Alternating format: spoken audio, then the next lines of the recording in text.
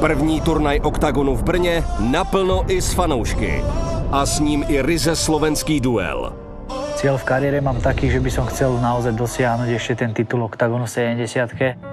Karol Bomby Ryšavý a František Fodor si to před zraky našlapaného kotle slovenských fanoušků rozdají ocenné vítězství. Môj štýl mu nebude sedieť, idem do neho tlačiť a že sa mu to nebude vôbec páčiť. Keď si toto myslí, tak je akože v nejakej ilúzii.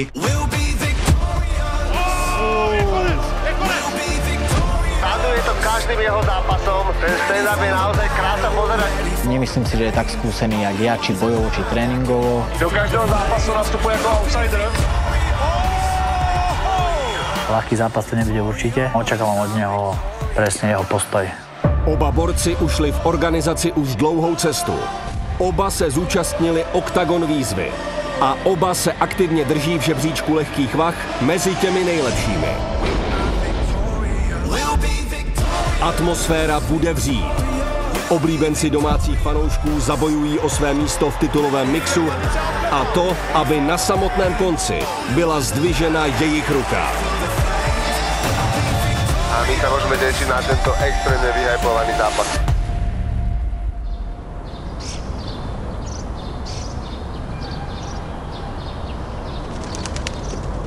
Bojovým športom som sa začal venovať, keď som mal 10 rokov v Nových Zámkoch, lebo od malička v podstate môj otec tam učí bojové umenie s menom I-Tao, ktoré založil on. I-Tao je cesta premeny. I znamená premena a Tao znamená cesta.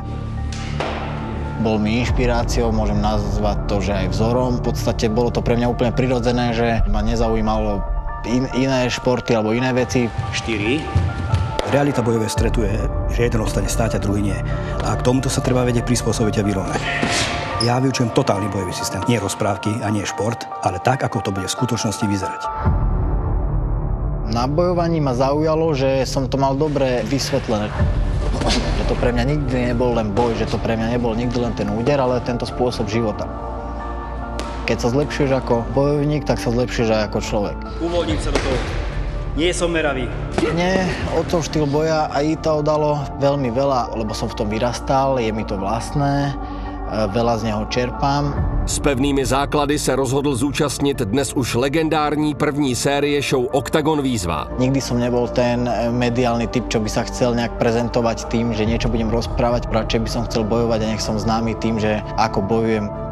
Ve výzvě zažil to, co neodmyslitelně patří k bojovým sportům a co často mění osud sportovce, aniž by o tom fanoušek věděl. No čo, teda operácia, že? Alebo jak to vidíš? To je najlepšie na to. Zranění ho však nezastavilo. I navzdory bolesti šel do zápasu, nevzdal to a svou první bitvu dokázal vyhrát.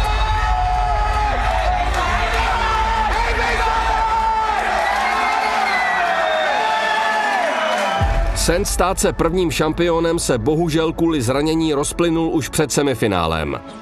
V podstate to boli moje také obdobia zranenie za zranením, keď proste máš problémy s chrbtom, máš problémy s celým pohybovým aparátom. Toto naozaj nikto nečaká v najčiernejších snoch. Vôbec ne, Fero Fodor. Vždy som mal sen, že proste to je nezmysel, že mi povedia nejakí ľudia, že to je platnička, že už nemôžeš, alebo musíš robiť len iné pohyby. Ale mne stále dávalo zmysel, že keď proste sa to troška vie zlepšiť, tak sa to vie úplne. A že proste výsledok bude vtedy dokonalý, keď ťa nič neboli. Keď máš telo ako dieťa, keď si bol, že ťa nič neboli, že ideš trénovať a máš z toho radosť. Mal som veľmi ťažké obdobie, mal som zranenie chrbta, som späť a treba so mnou rátať.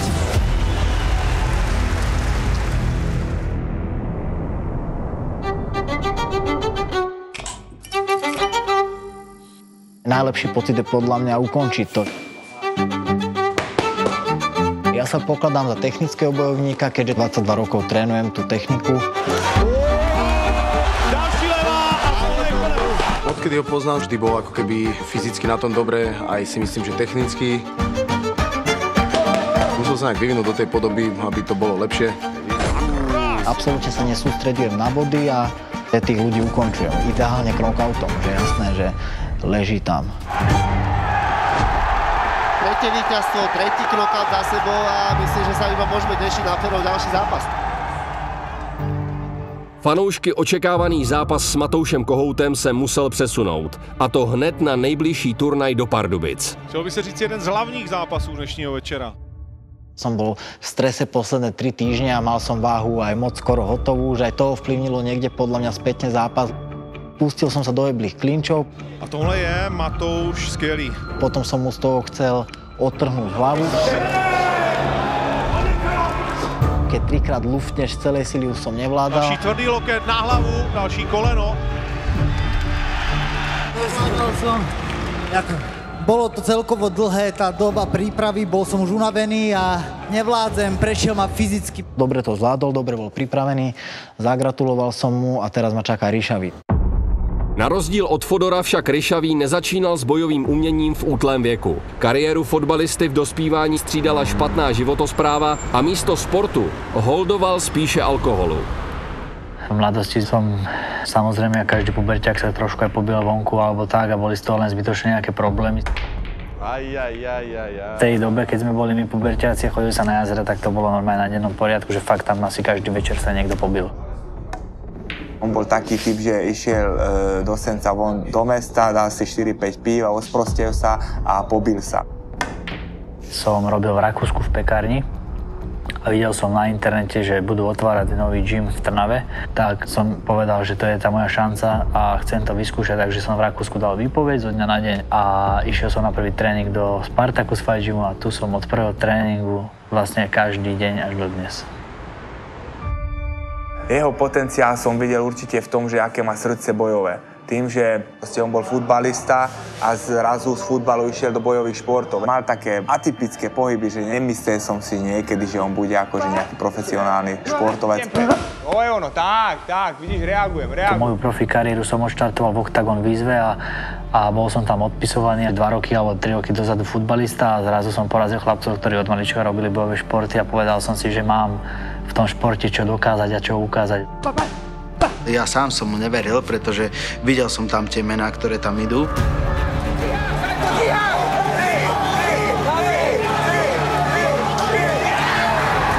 A nakoniec každým jedným tým zápasom som videl, že tento blázon má aj na to, aby to celé vyhral.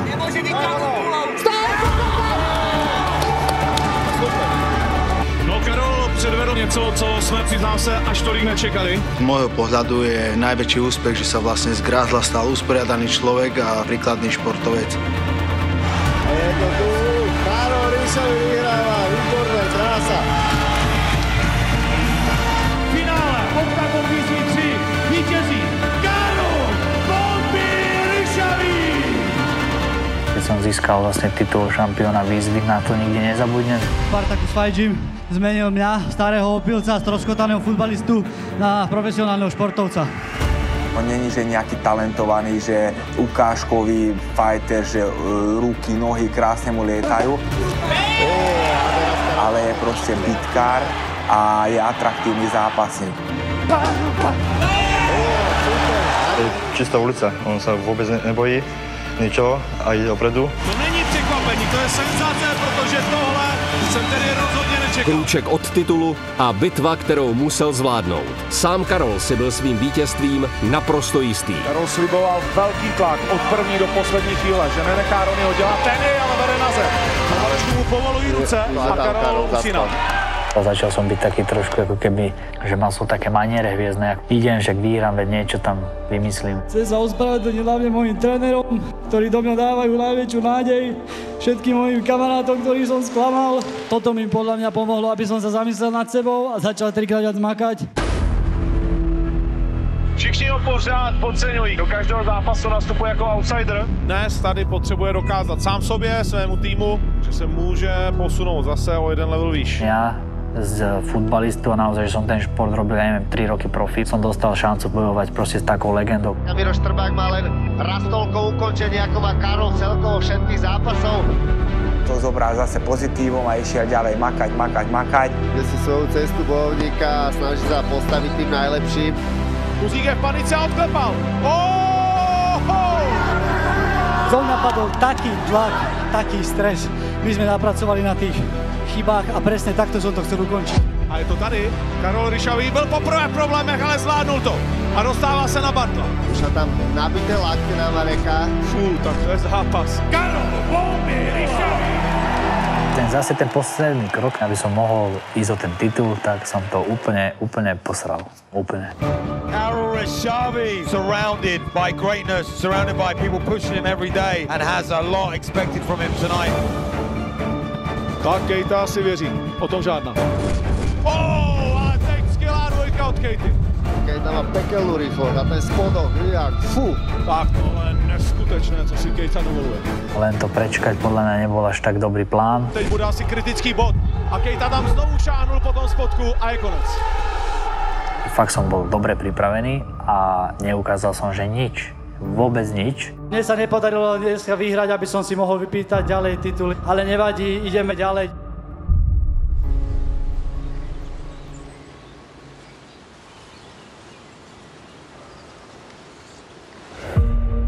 Chcel by som, aby syn trénoval takisto a chcel by som takisto mu dať toľko do života, koľko mne dal otec, lebo ja si to veľmi vážim a je mi to v podstate zmysel života, lebo všetko sa mi okolo toho točí, takže tiež by som chcel mať taký silný vplyv na môjho syna. Drž sa, chyť aj Mikio silno. V každom prípade ja by som chcel, aby mal dobrý pokoj v žalúdku a nie otáčal sa, kedy kto mu dá po hlave. Chcem, nech sa dobre cíti, nech sa ja dobre cítim, nech sa nemusím bať. Ale zápasiť a takto vôbec, že by som bol nejaký, že by to mal robiť, ale keď bude to chcieť robiť, tak budem rád.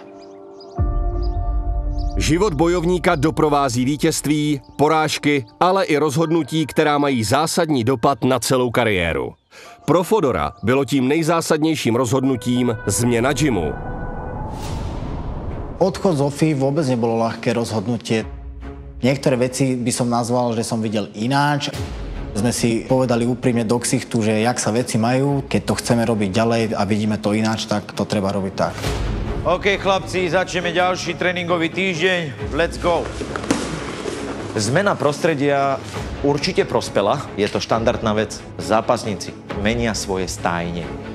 Ferový odchod z OFI prospel, pretože viac si začal počúvať seba, to, čo jemu sedí, čo jemu je dobré. Takže si myslím, že sa ešte viacej rozvinul.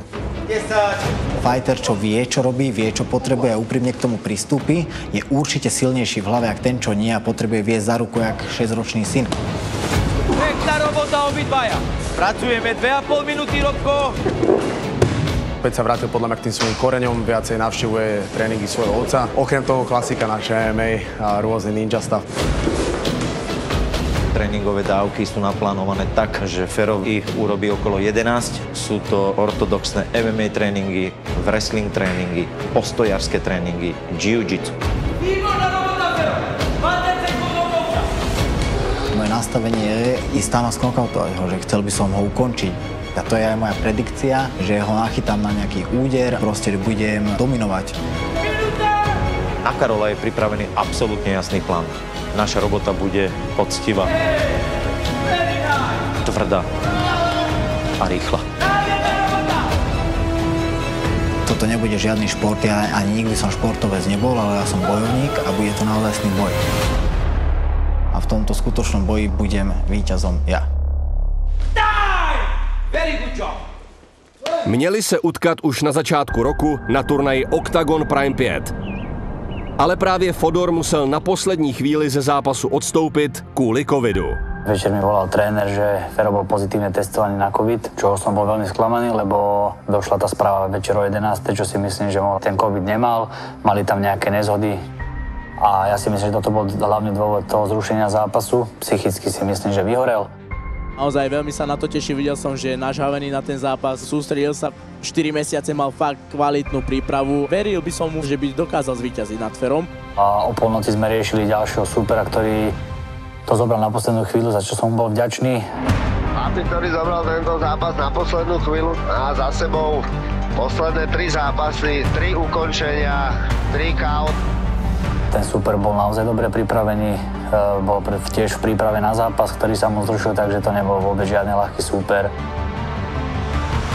Karolové posledný zápas, Štrbák, Paradiser, Kuzník, Barto, Keita, to je proste šialenosť, ten chlap si absolútne nevyberá nejakého rozjazdného supera, on naozaj ide do vízie. Krásne sa Karol Dá přetočit tvrdý záušák. Pekné koleno od Karola, aj tá zadná tam prešla. A znovu pokus o gilotínu, kterou Karol má, jak všichni víme, fantastickou. Ale ja som tam chytal tú gilotínu, lebo som si myslel naozaj, som to mal dvakrát aj trikrát dobre chytené. Úprimne si myslím, kebyže mi to nesťahuje cez tú rukavicu, tak by to klepol. Karol se věší na ten krk a tohle je docela hluboké, ať už to znovu zase teče. Ja som spravil ten kat nad tým okom, ja som si myslel, že už do druhého kola ani nepustia doktori a on naozaj bol odhodlaný tam zomrieť. Tak to je vyčerpávající zápas s neskutečným tempem.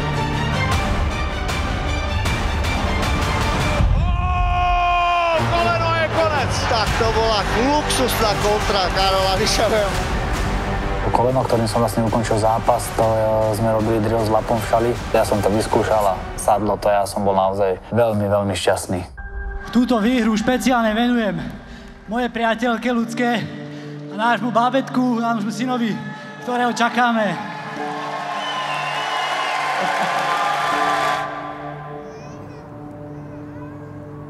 Je to neopísateľný pocit, lebo zrazu niečo vaše tam plače a emócie strašne sa bili. Život dostal úplne iný význam. Ja to hodnotím ako veľmi pozitívnu vec, aby som tu zanechal nejaký odkaz, že keď si to môj syn pozrie, keď bude starší, tak bude hrdý na svojho otca. Snáď mu budeme aj takým menším vzorom. A keď ma to zmení, tak jedine v dobrom, že budem chcieť viac víťaziť, ale tak to chcem vždycky. Teraz mám ešte väčšiu motiváciu na sebe pracovať a to znamená, že sa dostať až na najvyšší vrchol.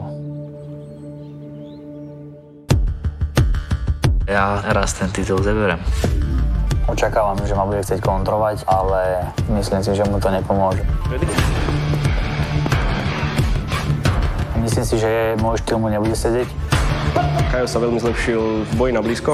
Lakte, kolena, klinčové veci. Ja budem mať v pláne tlačiť do ňoho a ísť po ukončení. A či to bude v prvom, druhom, v treťom kole, mi to jedno, ale príde to.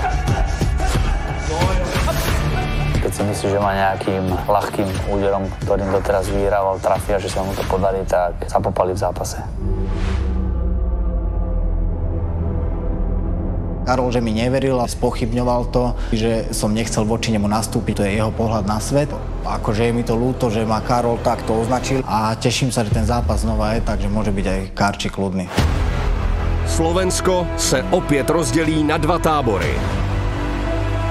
Karol Bomby Ryšavý, jeden z klenotů trnavského SFG. Ja len dúfam, že príde v tej najlepšej verzii, ktorú vie zo seba spraviť a chcem bojovať s najlepším Fodorom, aký kedy bol.